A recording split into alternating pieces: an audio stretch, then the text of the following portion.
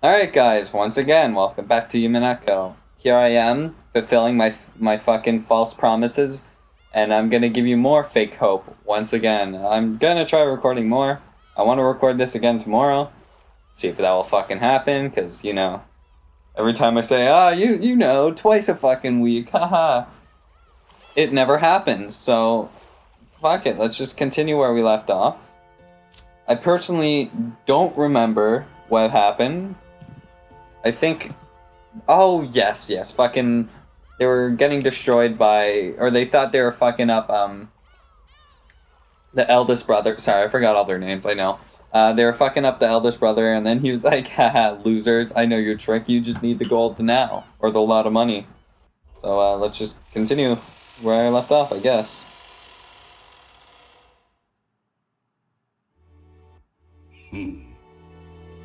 面白いことをする。それでその突きつけた条件というのは何か。はい。クラウス様は黄金の発見を問わずにその分け前としてエヴァ様、ルドルフ様、ローザ様に計75億円を支払うこと。Oh yeah, I think I left off like halfway through because I was like I was too tired to continue playing. So pretty much, if you don't know what the hell's happening, because I don't really remember what's happening, just watch the last video, the last like 5 minutes or whatever. ただしその1割を3月までに支払うこと。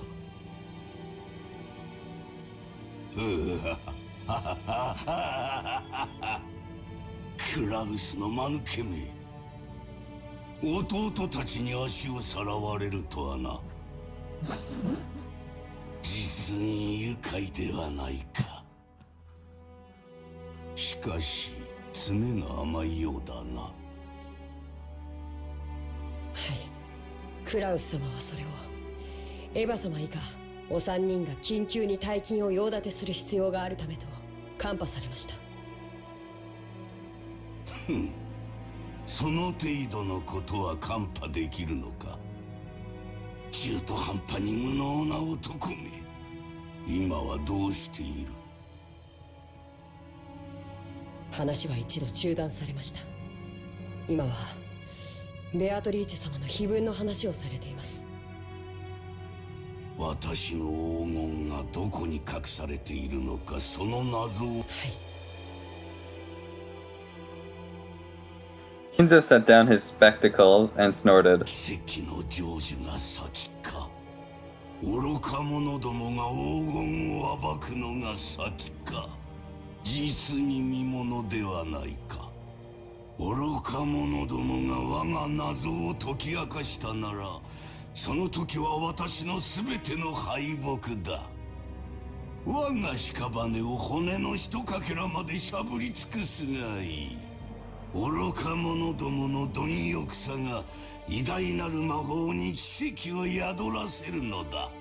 だがもし奇跡の成就が先だったなら、先だったならベアトリーチェは再びよみがえる。私が半生をかけて追い求めたあの美少がよみがえるのだ。おお、ベアトリーチェ、奇跡を落とす聖なる夜がやってくるぞ。悪魔たちとのゲームが始まるぞ。私はきっと打ち勝つ。絶対に生き残る。 What's happening to the text? It's going instantly. 他の奴らの命はくれてやる。富も名誉も財産も黄金も何もいらぬ。ただお前の微笑みがもう一度見たいだけなのだ。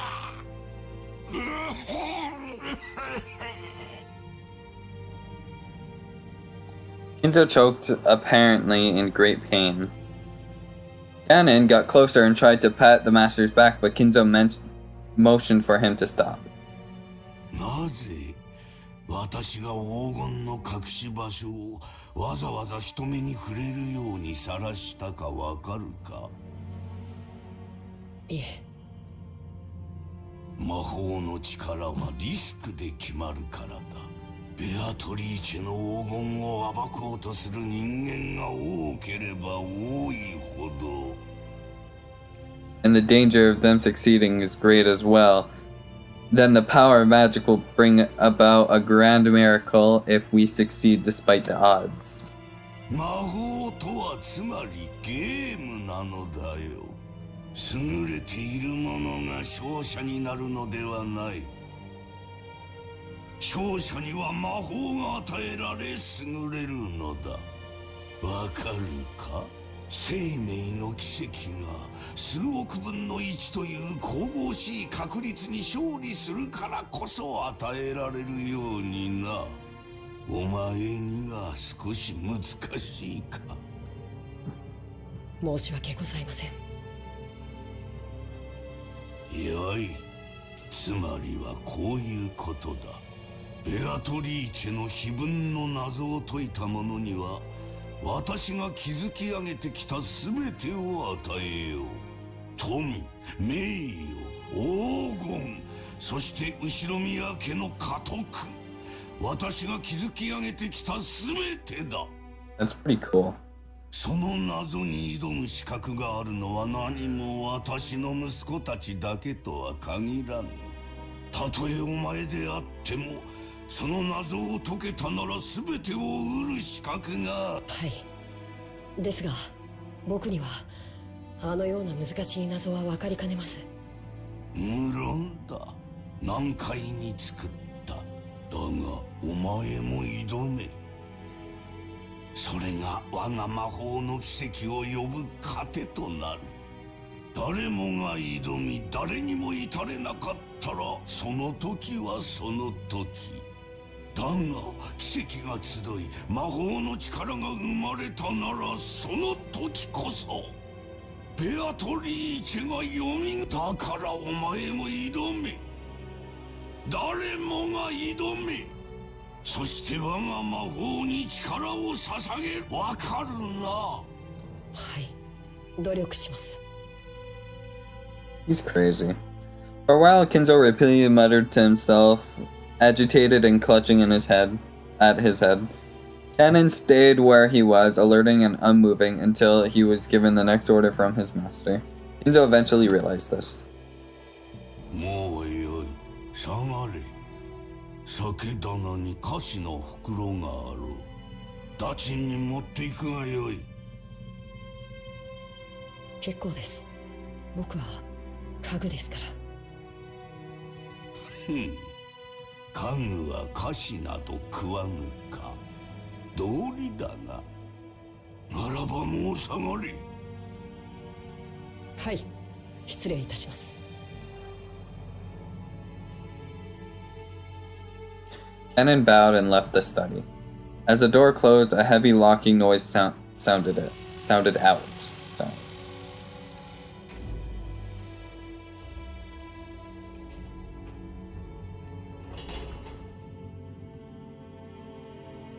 But it was not the sound of Cannon locking the door. It was the door locking automatically.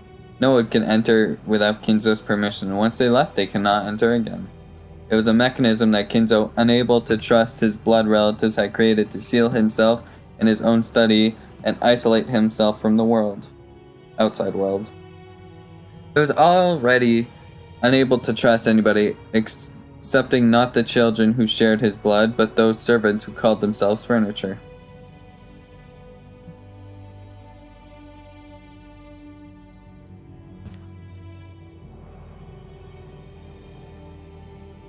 南條様、いかがなさいましたか。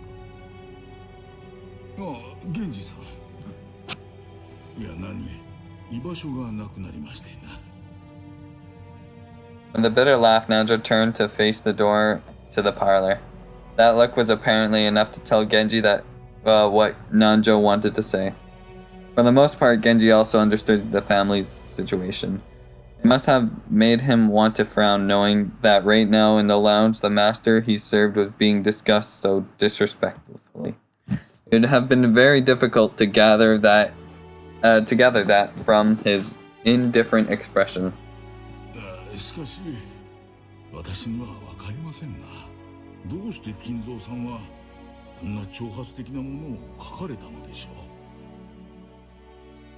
う。Nanjo looked at the portrait of Beatrice. No, he actually directed his gaze beneath the portrait at the plate with the epitaph. 私には親方さん深いお考えがあってのこととお察しします。金蔵さんのチェスは昔から随分と遠大な読みで布石を打たれるものでした。いや、時には理解できない一手さえ私ごとき凡庸では何を目論まれているのか皆目見当もつきませんな。私はこれを親方様の何かの遺言状ではないかと考えています。それを理解できた者に財産や家督をお譲りになられようということなのでしょう。つまり私のようなよそ者に解かれてしまう前に兄弟4人で協力し合って謎を解け、金蔵さんは息子さんたちのことを口悪く罵ってはいますが、なんとか兄弟が仲を取り戻してほしいと願われているのかもしれません。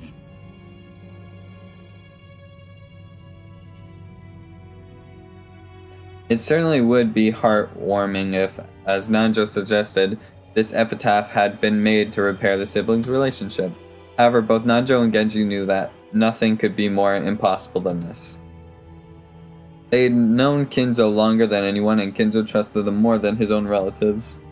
But even they could not guess at his true motives. 親方様は一族のものでなくとも謎に挑む資格があると常々おっしゃっています。南條先生はいかがですか？いやいや、この老いぼれには少々難解が過ぎますな。実は以前この碑文を手帳に記しましてな、夜な夜な寝る前に挑んでみたのですが実に難しい。お迎えが来るまでの間ゆっくり楽しむことができそうです。源氏さんこそいかがですかね。私めは親方様にお仕えする家具に過ぎません。黄金も財産も私には不要な。Like, I understand that they're loyal to him, but really? Like, do people even say that this day and age anymore on furniture? Like, okay. やれやれ。だからこそ金蔵さんもあなたには心を許されるのでしょう。ならば光栄なことです。 Like, I would understand why Canon would say it, since he's pretty much been raised by Genji, it seems, and he's a kid and he works with them and all, so.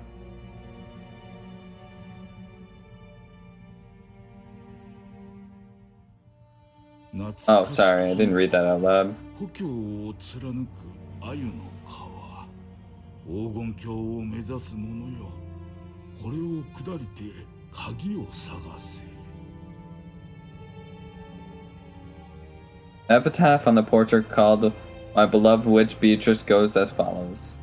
Behold the sweet fish river running through my beloved hometown. You seek the golden land, follow this path downstream in search of a key. As you travel down it, you will see a village. In that village, look for the shore the two will tell you of. There sleeps the key to the Golden Land. The one who obtains this key must then travel to the Golden Land in according to these rules. On the first twilight, offer the 6 chosen by the key of sacrifices. On the second twilight, those who remain shall tear apart the 2 who are close. On the third twilight, those who remain shall praise my noble name. On the fourth twilight, gouge the head and kill. On the fifth twilight, gouge the chest and kill. On the sixth twilight, gouge the stomach and kill. On the seventh twilight, gouge the knee and kill. On the eighth twilight, gouge the leg and kill. On the ninth twilight, the witch shall revive, and none shall be left alive. The 10th twilight, at journey's end, you shall attain the power of the Golden Land's treasure once and for the last time. The witch shall praise the wise and bestow 4 treasures. One shall be all the gold from the Golden Land. One shall be the resurrection of all the dead souls. One shall be the resurrection of the love that was lost. One shall be put the witches to sleep for all time. Sleep peacefully, my beloved witch Beatrice. That's fucking long on that little tiny thing. Honestly, what? How the fuck did that fit on that little tiny square at the bottom?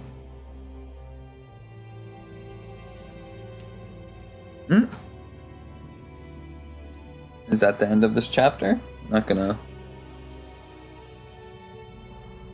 Oh yeah, might be. I'm not gonna stop the fucking episode here, of course. It's only been like 15 minutes. I'm gonna stop it at the next, like, glass break or whatever.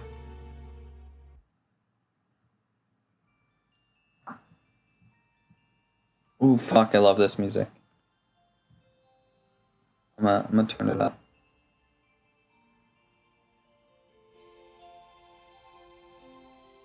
This is called Hope.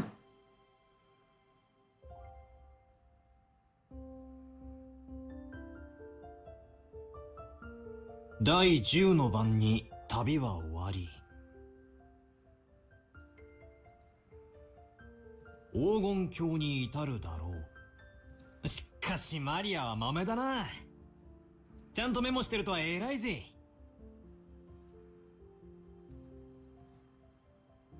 マ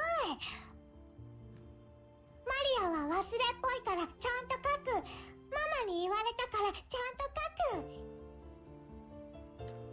There was a notebook inside the handbag Maria was always carrying around.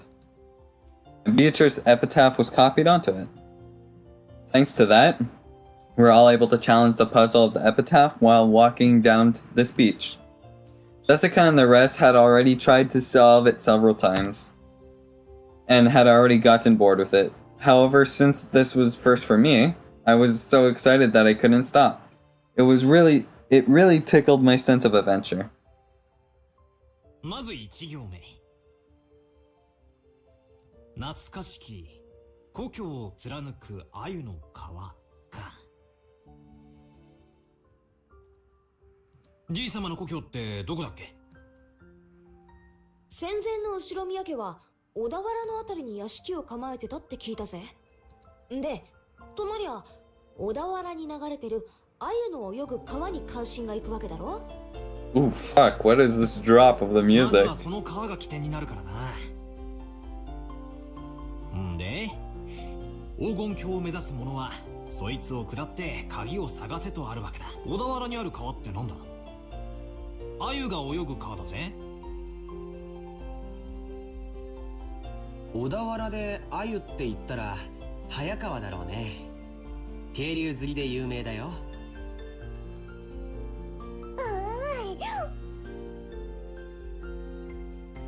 マリア魚嫌い。マリアももう少し大きくなったらわかるぜ。鮎の塩焼きをベロベロベロってな。うまいぜ。さっき飯食ったばっかりだってのにもう腹が減ってきちまうぜ。ビスケットでもお持ちしましょうか？悪い悪い。そんなつもりで言ったんじゃないぜ。気にすんな。Shannon was faithfully keeping us company since she didn't have any afternoon chores for a while. I wouldn't have thought that since she's a servant accompanying us, she would force her to take care of us and tire her out, but that didn't seem to be the case for her. On the contrary, she seemed to be enjoying joining in on conversation with people close to her age. When I asked, I heard that she was a sort of worker whose room and board were supplied by her employer. So normally the only person close to her age was Jessica. Yeah, I can imagine how that might be pretty dull. さて、小田原で鮎の川って言えば早川だってことは分かった。となりゃ下るしかねえよな。早川を下ると何があるんだろうな。下流に出て海に出ると思います。そうさ、河口部に出る。そして碑文の3行目には川を下ればやがて里ありとあるな。ちなみにそういう河口部は大抵大昔から輸送の要衝になってて大きな都市があるもんさ。ここが次のチェックポイントだな。なかなかいい筋だね。バトラ君の想像通り、そこは大昔にとても栄えたことだよ。小田原城があるところだね。修学旅行で小田原城に行った気がします。素敵なお城でしたよ。ああ、私も小田原城だったぜ。洋館に住んでてなんだが、やっぱり日本人は和風の方が落ち着くよな。おお、マリアお城退屈。遊園地がいい。そうかそうか、よしよし。If we find the gold, the great battler Sama will generously reserve a whole theme park for a day and let you play in it. しかし小田原城とはな、小田原城の隠し黄金。お、こりゃなんだかいかにもって感じだよな。まあ2年前の私たちもそこまでは行き着いたぜ。小田原で鮎の泳ぐ川を下った里、そこが多分小田原城あたりだろうってところまでは私たちも行き着いたさ。問題は次の行だろ。さてバトラの鎮推理はどこまでいけるか見ものだぜ。Sasaki grinned broadly. She seemed to be implying that she would have solved the puzzle long ago if it was that easy. Damn it. I'll definitely find it and keep it all for myself. Bitch. 4行目。その里にて二人が口にし岸を探れ。二人ってのが何のことかわからねえが、とにかく、で岸ってなんだよ。岸って名前がつく地名でもあるのかな。曽我岸という地名が小田原にあるんだそうですよ。おお、詳しいな。ってことはなんだよ、シャノンちゃんも黄金を狙って謎解きに挑戦してるんだな。となりゃ俺たちはライバルだぜ。別に黄金なんて興味は。It's just that George told me about it before. 2年前の私たちも同じ推理に行き着いたってわけさ。わざわざ地図を広げて調べたんだぜ。小田原城の北に5キロくらいだったかな。そこには確かに曽我岸という地名があるよ。でもそこからがわからないんだ。次の5行目にはその土地のどこに鍵があるかは記してない。マリアちゃん、読んでくれるかい？そこに黄金鍵が眠る。読めた。曽我岸ったって広いだろうし、かつてそこに後宮家の家があったわけでもない。その広大な土地のどこかに鍵が隠されててノーヒントってんじゃ。確かにな。鍵が手に入らないことにはその先の行に進めないぜ。ジョージ兄貴、曽我岸ってのはどんなとこなんだ？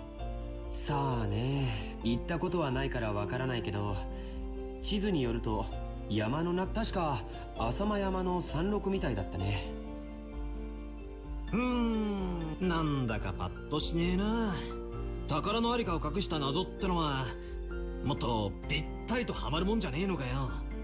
どうも曽我岸ってのがそもそも間違いって気がするぜ。私は曽我岸を疑ってるぜ。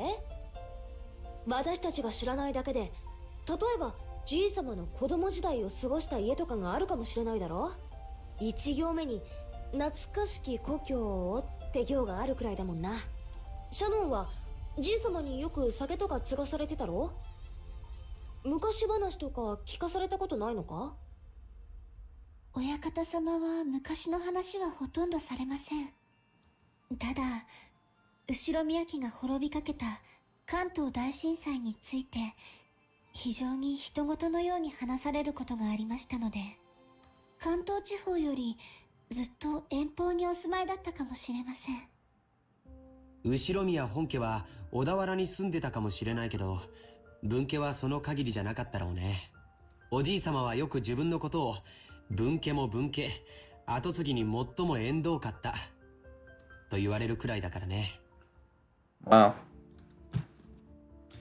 Yeah, he つまり he just got fucking lucky then, huh? 懐かしき故郷ってのがすでに小田原じゃない可能性もあるってことだな。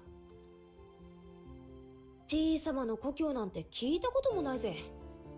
聞いても素直に教えちゃくれねえだろうしよ。懐かしき故郷というのが後宮家のルーツを指さないのであれば、小田原説は初めから間違ってることになっちゃうね。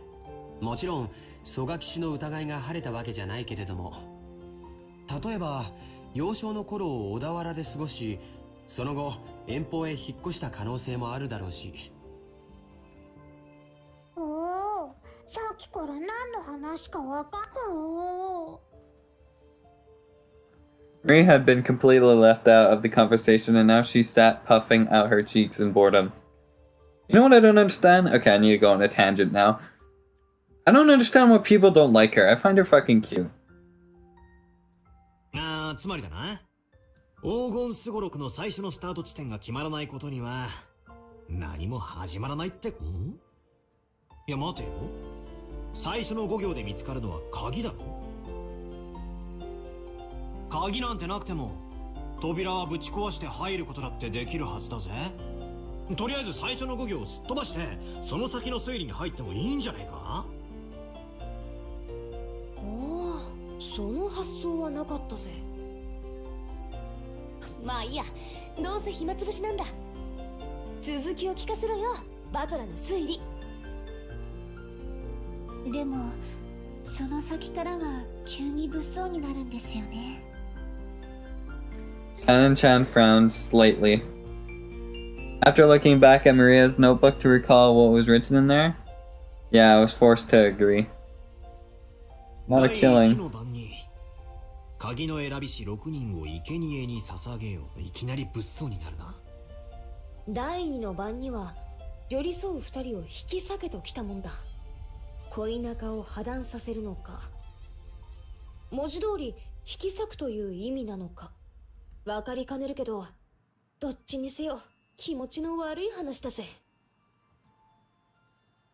その第2の晩の解釈を別にしても、第1の晩に6人、第4の晩から第8の晩までで5人、少なく見積もっても11人が生贄にされなきゃならない。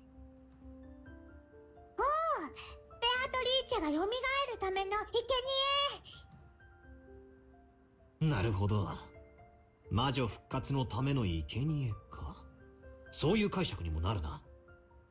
その結果、第9の晩に魔女が蘇って最後は極めつけだな。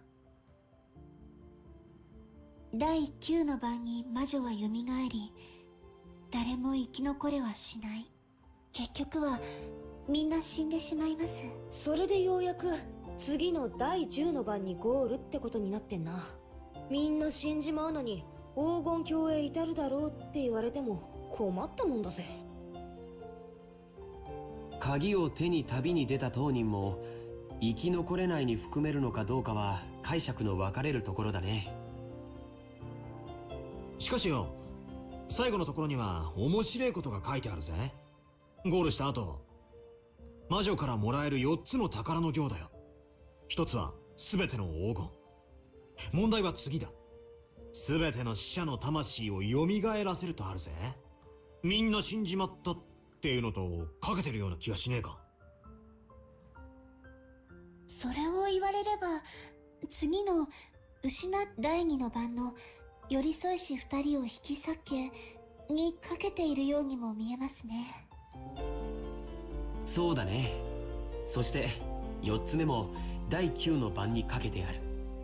第9の番に蘇った魔女を4つ目の宝が再び眠りにつかせている。You know, as they speak, because okay, I'm gonna talk about something else also. Sorry.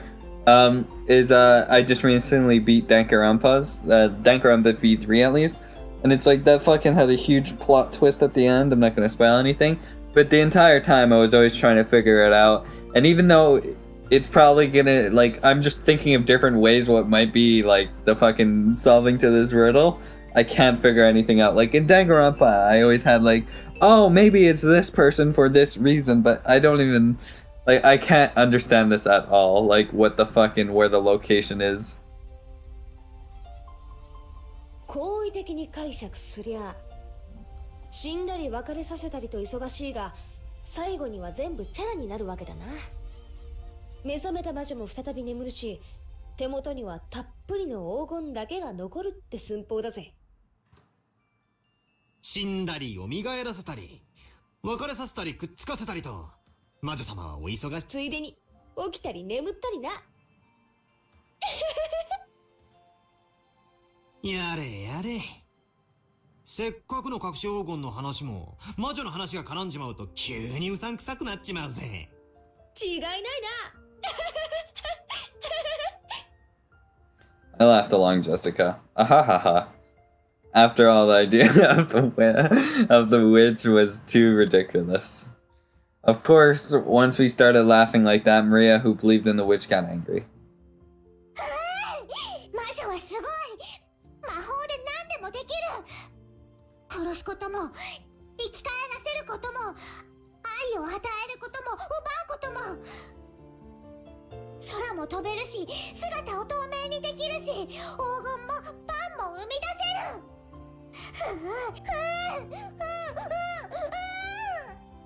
いけね。悪い。冗談だよ。Jessica apologized, sticking out her tongue, but Maria didn't accept it. She grabbed her notebook back from the hands, opening it to some other page, opening to other pages, tried to prove that the witch existed. Those pages had colorful drawings of witches on them, and conveyed the fantastical image Maria had of witches. It wasn't the normal sinister image of a crooked-nosed hag flying around on a broom. It was a dreamlike person with unnatural powers who could do anything and wore beautiful dress. It was just what you expect from an imaginative young girl. Flittering through the sky, crossing a rainbow, dancing all around night with a teacup and a teapot that would never get empty no matter how much you poured out of it. With a flourish of her staff, and the stars in the sky would become candy and pour down, and flowers that produced sweets would bud by the roadside. I want to see this picture. What the hell? To Maria, witches were the only concept that could embody the magical dream that was so captivated to her. As she grew older, it was the last remaining thing that she could give her richness to her dull and plain everyday life. That's why Maria believed in witches. She didn't want that dream of hers to be tarnished. That's why she didn't want anyone to tarnish the epitaph, which affirmed the existence of witches. Because the witch named Beatrice is Maria's dream. マリアちゃんにとっては、これは黄金の隠し場所を示すものじゃなくて、魔女を蘇らせるための魔法なんだって。So it was a single link between Maria and the witch. Maria was very angry and clung to George. Jessica and I scratched our heads and apologized. It might not be possible to smooth things over again like the time she got mad in front of the portrait. Maria didn't seem willing to be easily consoled. Unlike Jessica and I, who hung our heads wondering what to do, Shannon timidly opened her mouth. マリア様、ご存知です。私たち使用人の間では、ベアトリーチ様の怪談が語り継がれているんですよ。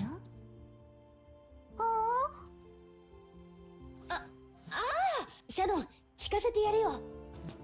私は知らないんだけど、使用人の間じゃかなり有名な話らしいぜ。何の話だ？階段？うん。僕たちが生まれる前からある話らしいね。母さんにも話を聞かされたことがあるよ。はい。この島にお屋敷が建てられてからずっと語り継がれている話です。当時の使用人たちは、お屋敷には昼と夜で違う主がいると囁き合っていたそうです。The tale that Shannon told was like a typical campfire ghost story. There was a forest with a witch living inside it. Then, of course, the witch could come play in the mansion. Come pay the mansion a visit from time to time. At some point, the ghost story naturally sprouted up between the servants. ちゃんと閉めたはずの窓や扉や鍵がもう一度見回りに来たら開いていたとか、消したはずの明かりがついていたり、つけたはずの明かりが消えていたり、置いたはずのものがなくなっていたり、置いた覚えのないものが置かれていたり、そういうことがあるたびに古い使用人たちは魔女が姿を消してお屋敷を訪れ、いたずらをしていったのだろうと囁き合ったそうです。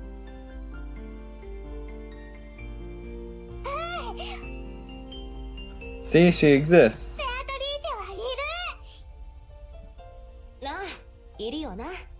私も昔よく登校の時に限ってカバンが見つからなかったりしたもんだぜ。Maria puffed out her chest and ooh ooh ooh, as though she was finally proof of the witch's existence. If I opened my mouth, Maria would probably be hurt again, so I didn't. I mean, you hear this kind of story everywhere. Depending on the place, they might blame it on a dwarf or an elf. The only difference, only difference is they call it a witch on this island. Of course, walking around a vast, elegant mansion at night would be a little unsettling.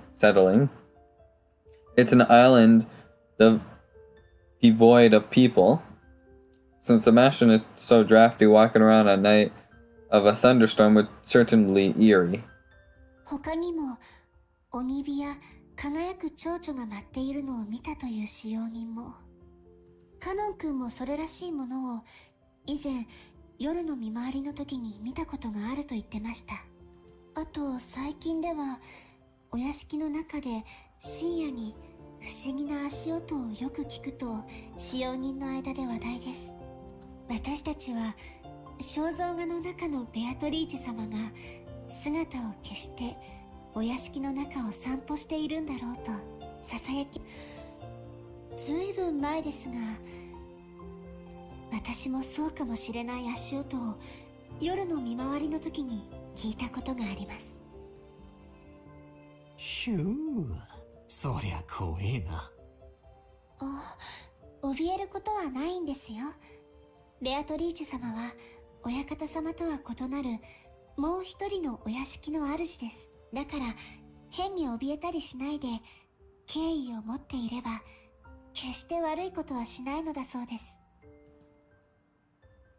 ただし敬意を持たないと恐ろしいんだったね。はい、私が勤めを始める直前にベアトリーチェ様のことを悪く言っていたそうです。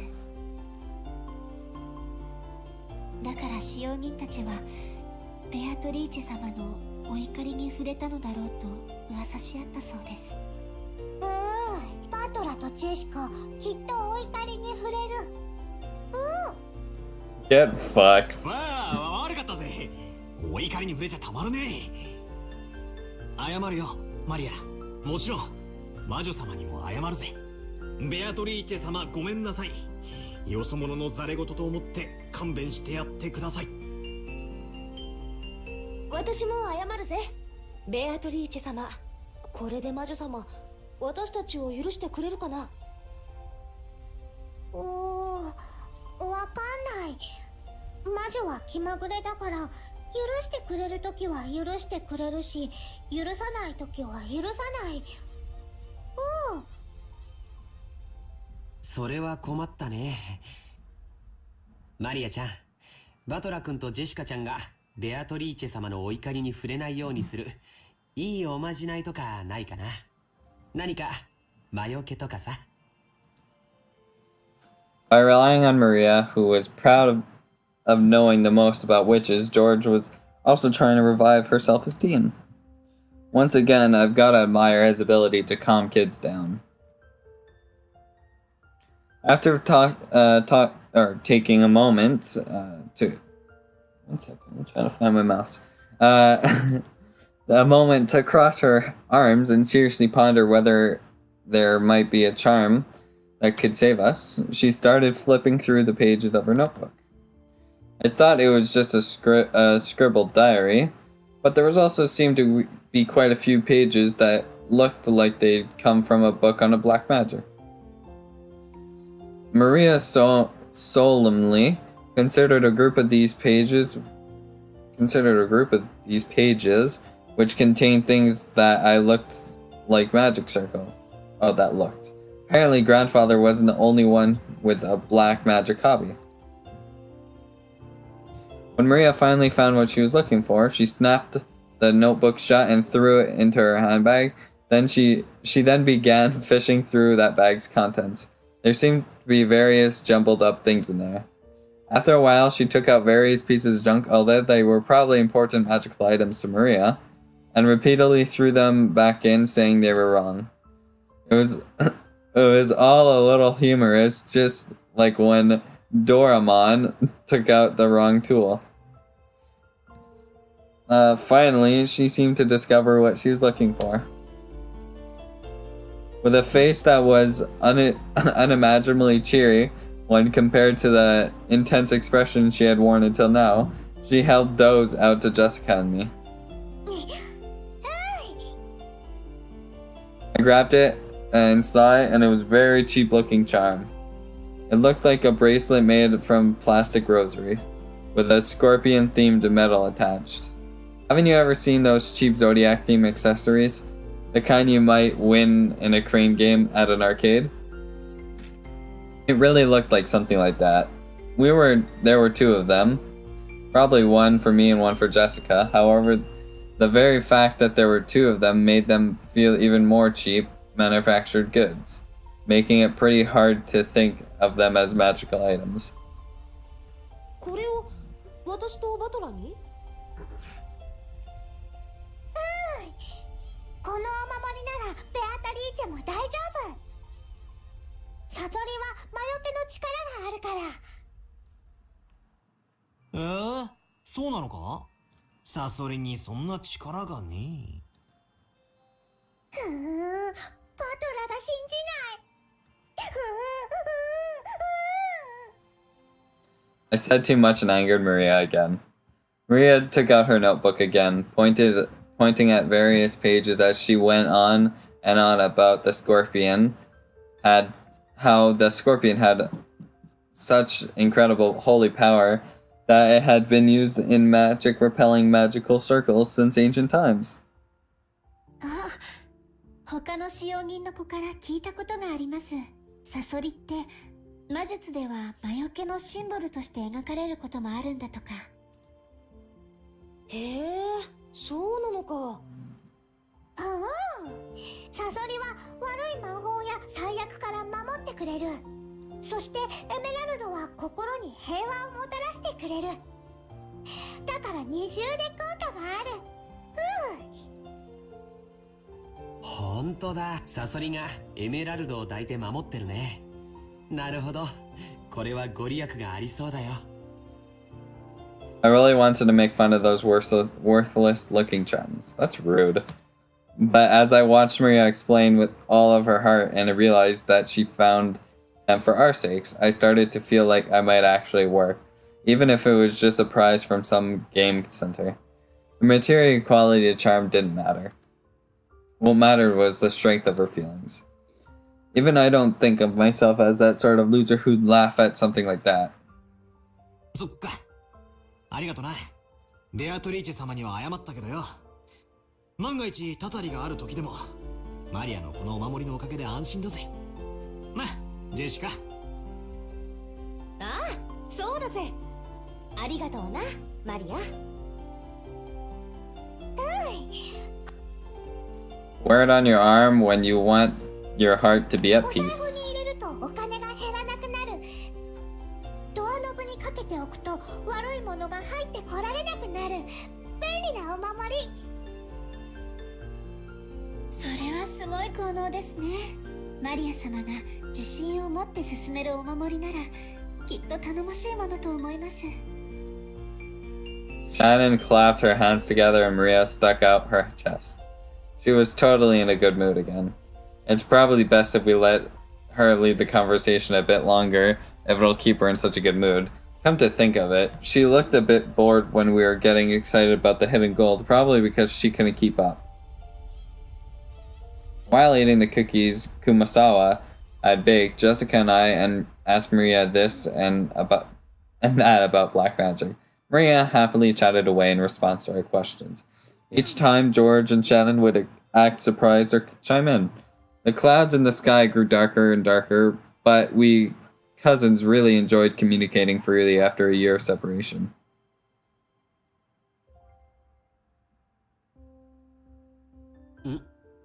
今、額にポタって来なかったかい？どうだろうな。As George rubbed his forehead, he looked up at the sky. Considering the color of the sky and the dampness of the air, it wouldn't have been odd for a raindrop to hit him.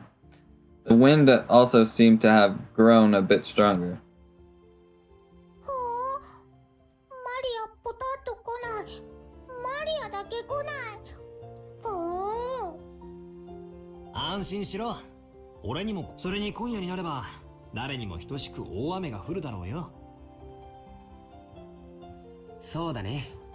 そろそろ引き上げた方がいいかな。Shannon looked down at her watch. It was probably well into the evening by now. もう仕事に戻る時間かよ。はい。 Thank you very ありが much. とうございました。熊沢さんにクッキーをごちそうさまって伝えてね。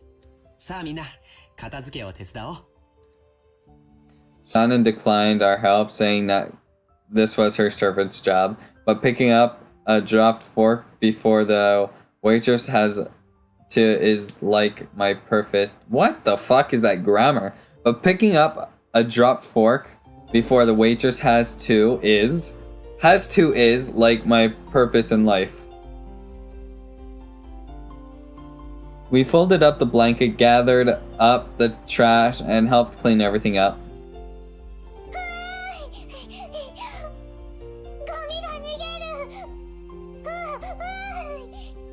そいつは逃がさないぜ。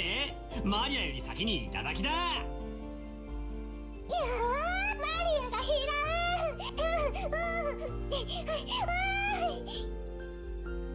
マリア Don't get your shoes wet, you'll get in trouble. To Maria, chasing after some trash sent flying by the powerful winds was just another game. By the time we finished, the wind was blowing pretty strongly. Probably a good time to head back. 皆様のおかげで助かりました。ありがとうございました。もう本当に時間がないみたいだね。先に戻っていいよ。George perceived from her hurried appearance that very little of her free time was left. 源氏さん、時間には厳しい人だからな。定時に持ち場についてないと厳しそうだぜ。また後でね。お仕事頑張ってね。はい、それでは失礼させていただきます。 After making a respectful bow, Shannon ran towards the rose garden. じゃあ、俺たちもゲストハウスへ戻ろう。テレビでも見てくつろがせてもらうさ。テレビ見る。テレビ見る。なら決まりだな。戻ってみんなで一緒にテレビでも見ようぜ。Maria, who wasn't done having fun, agreed once television was mentioned. We climbed up the gentle stairs and returned to the rose garden.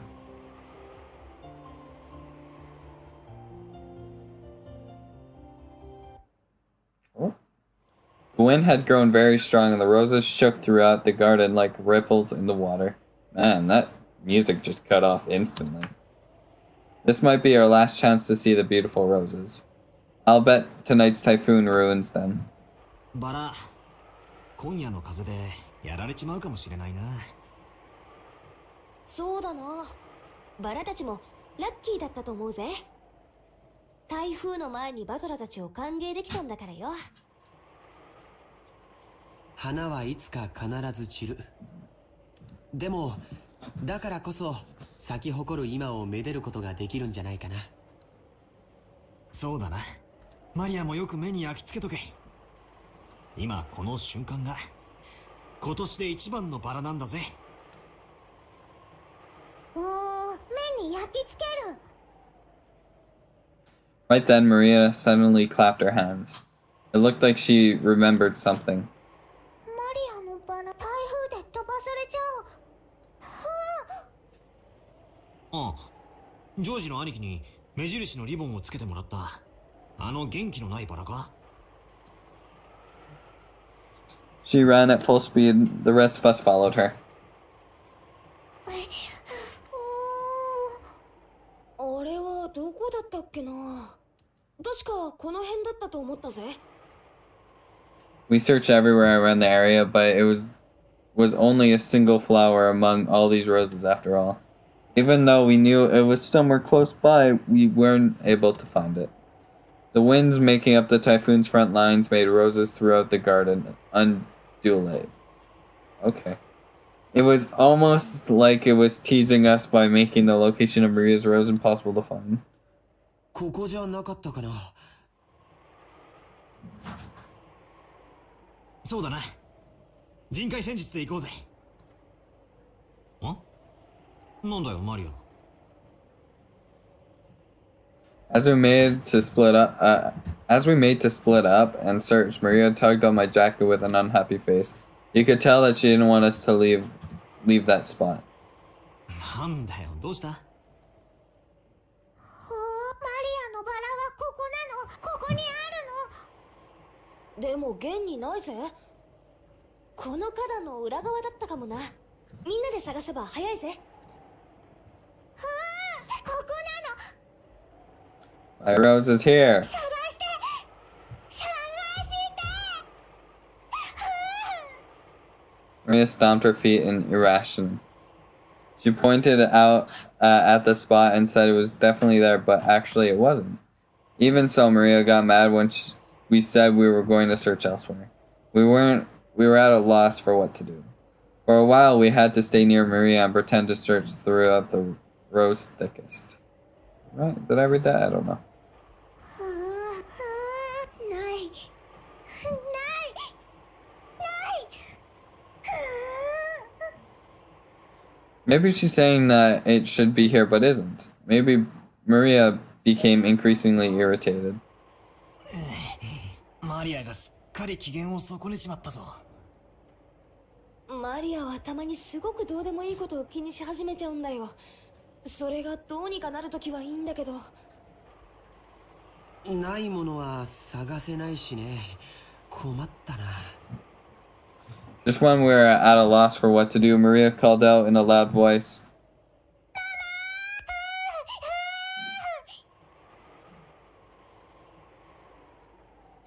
Oh, sorry, I didn't read that out loud. Sorry. Maybe she wanted to look in the garden one more time before the typhoon came. Or maybe typhoon came. Or maybe she had some business at the guest house. Aunt Rosa was coming from the mansion. She quickly noticed her daughter's voice and came over. あらあら、どうしたのみんな。何か探し物なの？探して。ママもマリアのバラを探して。マリアのバラって？この辺に元気のないバラを一つ見つけて、それに目印をつけたんです。飴玉かなんかの包み紙でキュッと。しかしマリア、確か俺の記憶が正しけりゃすぐ手前の目立つところに生えてたはずだぜ。足が生えてどこかに行っちまったんじゃなきゃ他の場所だったと思うぜ。マリアの記憶違いじゃないのか。ここなの、パトラが信じてくる。その言うのをやめなさいって何度言ったらわかるの。Mama will look for it, so stay quiet. I've never seen Aunt Rosa be anything other than kind and gentle, so her anger surprised me a bit. Aunt Rosa began searching as well, so we went along with her for a time being. But we were already more than sure that it wasn't around here, so it didn't take long for Aunt Rosa to realize that too. 他の場所の間違いじゃない。これだけたくさんのバラがあるんだから。違うの、ここにあるの。ママも信じてくれ。Okay, maybe she is a little annoying. Just a tad. ちゃんと信じて探してるでしょ。でもないじゃない。でもここにあるのに。じゃあ誰かが抜いちゃったんでしょ。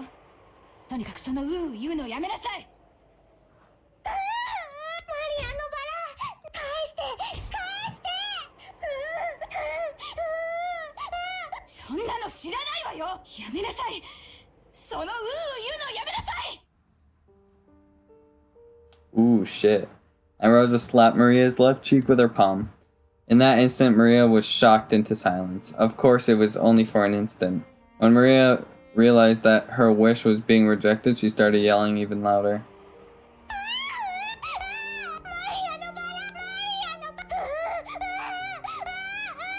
その変な口癖をやめたからクラスの子たちにもバカにされるんでしょうが。いい加減にしなさい。 Oh my god, fuck. Aunt Rosa is a cunt. This time she didn't go silent. She choked as hard as she started crying and began to bawl in an incredibly loud voice. Aunt Rosa was clearly irritated and lifted her hand once more to try to shut her up. まあまあ、小さい子供のことですし、そんなマジになんなくても。I tried to cut in with a bitter smile, rubbing my hands together, but Aunt Rose glared at me with a serious face, and I realized that I should have stayed out of this. ごめんね。バトラ君たちはちょっとお部屋に戻っててくれる。おばさんはマリアとちょっと話があるの。誰もマリアのここにあったのに。探してここなの。でもないじゃない。なら他の場所の勘違いでしょ。ここだ、絶対にここだ。じゃあなくなっちゃったのよ。諦めなさい。どうしてマリアのどうして。知らないわよ、そんなの。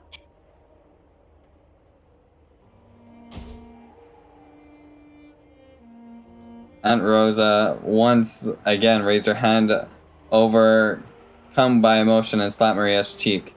It was so strong enough to knock Maria over. いくら娘でも暴力はいけねっすよ。I stepped between them to protect Maria, who was still on the ground crying. I knew that as an outsider, problems between parent and child were none of my business, but I wasn't brought up to be silently observe something like this. バトラ君は変に思う。あなたの学校にうなってる女の子なんている？いや、まあさすがに。でも小学生ならそういう言うのも可愛いじゃん。可愛い？言うのが可愛い？可愛いって？ My careless words seemed to have earned me Aunt Rosa's wrath. Oops, how do I get back? She grabbed my collar with a terrifying expression. バカ言ってんじゃないわよ。マリアがいくつか知ってる？ 9 歳よ。小学4年生なのよ。幼稚園児じゃないのよ。それなのにまだクラスで言ってるのわかる？この子クラスでなんて言っていじめられてるかか知ってるの？この変な口癖のせいで未だに友達の一人もいないのよ。無責任にマリアのこと可愛いとか言って現実からこの子の将来のことをもっともっと真剣に考えて。だからそのやめろって言ってんでしょ。Aunt Rosa struck Maria's quivering head, from which an increasingly unhappy voice was rising. I tried to stop it, but Aunt Rosa pushed me away. My back hit George. 昔はローザおばさんもマリアちゃんの幼児言葉の一つだくらいにしか思わなかったんだけど、小学校の中学年になっても治らないのを最近はだいぶ気にしてて。別にどういう言葉遣いをしようと関係ねえだろ。そのまま社会人にはなれないよ。だから見ていて気持ちのいい光景で、これはおばさんたち親子の問題なんで。まあ私もこの言葉遣いのせいでよくお袋に怒られるけどよ。When they put it that way, maybe even a scene as painful as this isn't something an outsider like me should butt in on. バトラ君だって小さい頃悪い癖が治らなくて怒られたことがあったんじゃないかい？まあ一つや二つは。授業参観の日に人前でずっと怒られてた時は恥ずかしくてたまらなかったぜ。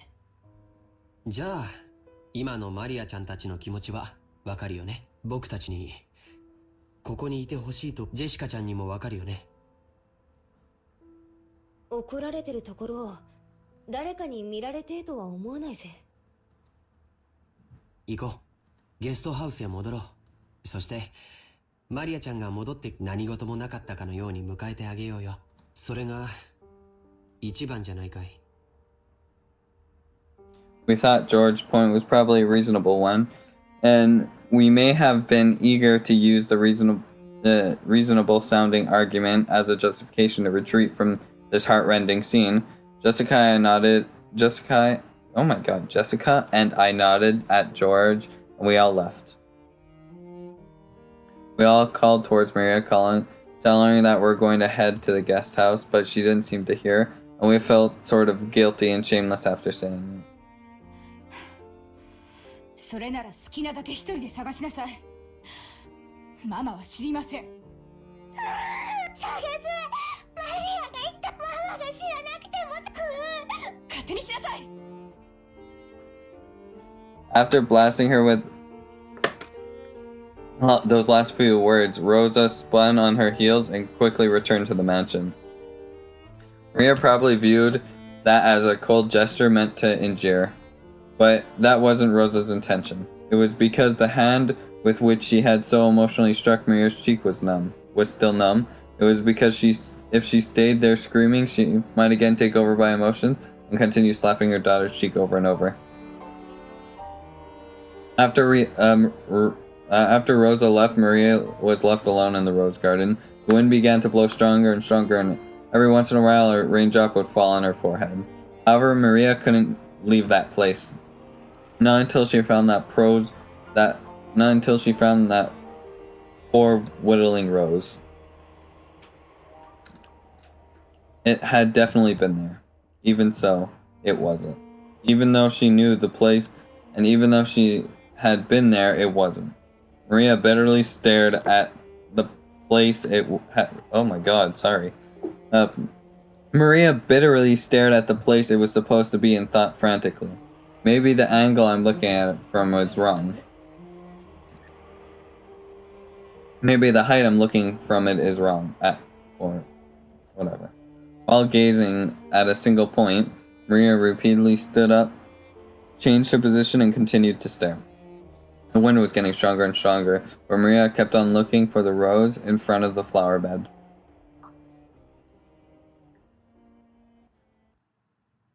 Is that the end of this one? Yeah, I guess so.